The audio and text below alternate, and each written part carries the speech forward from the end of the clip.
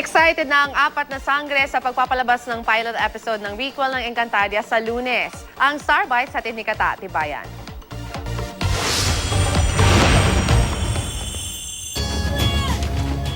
Sa Lunes na ang pilot episode ng inaabangang requel ng Telefantasyang Encantadia. Pero kagabi sa press con, ipinakilala rin ang buong cast ng bagong henerasyon ng Encantadia. Ang direktor na si Mark Reyes, emosyonal sa muling pagbabalik ng Telefantasia after 11 years. Dumalo rin sa press con sina Sunshine Dizon, Max Collins, at Conan Stevens na dating gumanap sa Game of Thrones. May espesyal na role silang gagampanan sa Telefantasia. Excited na ang apat na sangre sa kanilang pilot.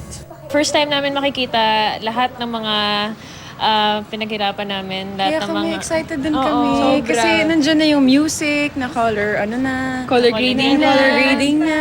Lahat kami, iisa yung goal, iisa yung passion for one thing.